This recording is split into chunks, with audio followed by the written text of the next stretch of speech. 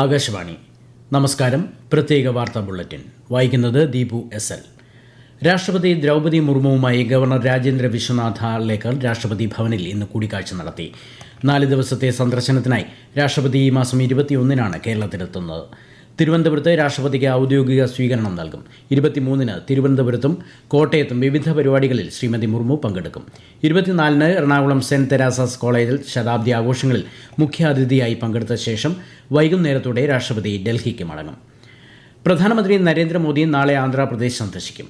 കണ്ണൂരിൽ 13,430 കോടി രൂപയുടെ വികസന പദ്ധതികൾ അദ്ദേഹം രാജ്യത്തിന് സമർപ്പിക്കും.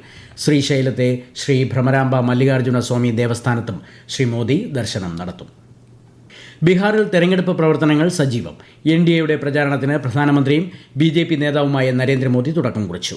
BJP 12 സ്ഥാനാർത്ഥികളുടെ 2ാം ഘട്ട പട്ടിക പുറത്തിറക്കി. നേരത്തെ JDU 57 സ്ഥാനാർത്ഥികളുടെ പട്ടികയും പുറത്തിറക്കിയിരുന്നു. ചിരാഗ് പാസ്വാന്റെ ലോക് ജനശക്തി പാർട്ടിയും 14 പേരുടെ പട്ടിക പുറത്തിറക്കി. മഹാസഖ്യത്തിലെ പാർട്ടികളിൽ സ്ഥാനാർത്ഥി നിർണയ ചർച്ചകൾ പുരോഗമിക്കുകയാണ്. 2025 ദേശീയ കായിക ഭരണ നിയമത്തിന് കീഴിലുള്ള കരട് ദേശീയ കായിക ഭരണ നിയമങ്ങളെക്കുറിച്ച് പൊതുജനങ്ങളുടെ അഭിപ്രായം ക്ഷണിച്ച് യുവജനകാര്യ കായിക മന്ത്രാലയം. അടുത്ത മാസം 14-ന് മുമ്പ് മന്ത്രാലയത്തിന് അഭിപ്രായങ്ങൾ കൈമാറണം. നവംബർ 1-ന് നിയമസഭയുടെ പ്രത്യേക സമ്മേളനം വിളിച്ചു ചേർക്കാൻ ഗവർണറോട് ശുപാർശ ചെയ്യാൻ സംസ്ഥാന മന്ത്രിസഭായോഗം തീരുമാനിച്ചു. കെട്ടിടങ്ങളുടെ വിസ്തൃതി പരിഗണിക്കാതെ വനഭൂമിയിൽ പട്ടയം അനുവദിക്കാനും മന്ത്രിസഭ അനുമതി നൽകി. തുലാമാസ പൂജകൾക്കായി ശബരിമല നട മറ്റന്നാൾ തുറക്കും. തുലാമാസം 1 ഒക്ടോബർ 18-ന് രാവിലെ സന്നിധാനത്ത് ശബരിമല മാളികപ്പുറം മേൽശാന്തിമാരെ തിരഞ്ഞെടുക്കുന്നതിനുള്ള നറുക്കെടുപ്പ് നടക്കും. രാഷ്ട്രപതി ദ്രൗപദി മുർമുവിന്റെ സന്ദർശനത്തോടനുബന്ധിച്ച് ഈ മാസം 22-ന് ദർശനത്തിന് നിയന്ത്രണമുണ്ടാകും. കേന്ദ്ര വാർത്താ വിതരണ പ്രക്ഷേപണ മന്ത്രാലയത്തിന്റെ central bureau of communication Kottayam field office സംഘടിപ്പിക്കുന്ന ത്രിദിന സംയോജിത ബോധവൽക്കരണ പരിപാടിയും ഫോട്ടോ പ്രദർശനവും നാളെ തുടങ്ങും.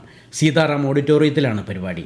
പൊതുജനങ്ങൾക്കായി സൗജന്യ മെഡിക്കൽ ക്യാമ്പ്, ആധാർ സേവനങ്ങൾ, വനിതാ പോലീസ് സെൽ അവതരിപ്പിക്കുന്ന സ്ത്രീകൾക്കുള്ള സ്വയം പ്രതിരോധ പരിശീലനം, ലഹരി വിരുദ്ധ ബോധവൽക്കരണം, സൈബർ സുരക്ഷാ ക്ലാസുകൾ, കലാപരിപാടികൾ തുടങ്ങിയവയും നടക്കും. ദുബായ് ഹാർബറിൽ സമാപിച്ച UAE as expand north star 2025 പരിപാടിയിൽ മികച്ച പ്രകടനം കാഴ്ചവെച്ച് ഇന്ത്യൻ സ്റ്റാർട്ടപ്പുകൾ. 4 ദിവസത്തെ പ്രദർശനത്തിൽ 300 കമ്പനികൾ പങ്കെടുത്തു. നിർമ്മിത ബുദ്ധി, സൈബർ സുരക്ഷ, സെമി കണ്ടക്ടറുകൾ തുടങ്ങിയവ ചർച്ചയായി. രാസലഹരി പോലുള്ള കെണികളിൽ നിന്നും അകന്ന് ജീവിതത്തിന്റെ യഥാർത്ഥ രസം കണ്ടെത്താനാണ് വിദ്യാർത്ഥികൾക്കായി ആകാശമിഠായി പദ്ധതി ആവിഷ്കരിച്ചതെന്ന് മന്ത്രി V. ശിവൻകുട്ടി. ഇതിന്റെ ഭാഗമായി 21 ദിവസത്തെ ചലഞ്ചുകളിലൂടെ ജീവിത പരിശീലന പദ്ധതി നടപ്പാക്കി. ഈ മാസം 21, 22 തീയതികളിൽ തിരുവനന്തപുരം കനകക്കുന്നിൽ നടക്കുന്ന ആകാശമിഠായി ചലഞ്ച് കാർണിവലിൽ പൊതുജനങ്ങൾക്കും പ്രവേശനമുണ്ട്. ഗതാഗത വകുപ്പ് വിപ്ലവകരമായ പദ്ധതികളാണ് വരും വർഷങ്ങളിൽ ആസൂത്രണം ചെയ്യുന്നതെന്ന് ഗതാഗത മന്ത്രി KB ഗണേഷ് കുമാർ തിരുവല്ലയിൽ വിഷൻ 2031 അവതരിപ്പിക്കുകയായിരുന്നു അദ്ദേഹം. ക്യാൻസർ ചികിത്സയ്ക്കായുള്ള സൗജന്യ യാത്രകളിൽ KSRTC happy long life card അവതരിപ്പിക്കും. 6 മാസ കാലാവധിയുള്ള പഞ്ചിങ് കാർഡ് ഉപയോഗിച്ച് സൂപ്പർ ഫാസ്റ്റ് മുതൽ താഴോട്ടുള്ള വണ്ടികളിൽ സൗജന്യമായി യാത്ര ചെയ്യാമെന്നും മന്ത്രി പറഞ്ഞു. സ്ത്രീ ശാക്തീകരണത്തിനൊപ്പം പ്രാദേശിക സമ്പദ് വ്യവസ്ഥയുടെ വളർച്ചയ്ക്കും ഉത്തരവാദിത്ത ടൂറിസം വഴിയൊരുക്കുമെന്ന് മന്ത്രി PA മുഹമ്മദ് റിയാസ്. വനിതാ കമ്മീഷൻ സംഘടിപ്പിച്ച മുഖാമുഖം പരിപാടി തിരുവനന്തപുരത്ത് ഉദ്ഘാടനം ചെയ്യുകയായിരുന്നു അദ്ദേഹം. നാരീശക്തി സംരംഭത്തിന് കീഴിൽ വനിതാ ഉദ്യോഗസ്ഥരുടെ യാത്രാ സൗകര്യവും കാര്യക്ഷമതയും വർദ്ധിപ്പിക്കുന്നതിനായി പാലക്കാട് ഡിവിഷനിലെ റെയിൽവേ പ്രൊട്ടക്ഷൻ ഫോഴ്സ് വിവിധ RPF പോസ്റ്റുകളിലേക്ക് 7 സ്കൂട്ടറുകൾ വിതരണം ചെയ്തു. യാത്രക്കാരുടെ സുരക്ഷയിൽ വനിതാ ഉദ്യോഗസ്ഥരുടെ സംഭാവന ശക്തിപ്പെടുത്തുകയാണ് ലക്ഷ്യം.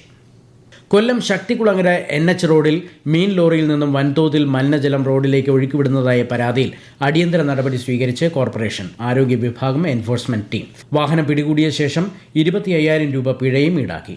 സമുദ്ര സസ്തനികളുടെ സംരക്ഷണവുമായി ബന്ധപ്പെട്ട് നിലനിന്നിരുന്ന അനിശ്ചിതത്വത്തിന് വിരാമം വിട്ട് ഇന്ത്യൻ സമുദ്രോൽപ്പന്ന കയറ്റുമതിക്ക് US അംഗീകാരം. മത്സ്യബന്ധനത്തിനിടെ സമുദ്ര സസ്തനികൾക്ക് ദോഷമില്ലെന്ന കേന്ദ്ര സമുദ്ര മത്സ്യ ഗവേഷണ സ്ഥാപനത്തിന്റെ പഠനത്തിന്റെ അടിസ്ഥാനത്തിലാണ് നടപടി. ഇന്ത്യൻ സമുദ്രാതിർത്തിയിൽ സസ്തനി സമ്പത്ത് ആരോഗ്യകരമാണെന്ന് ഈ പഠനം സ്ഥിരീകരിച്ചു.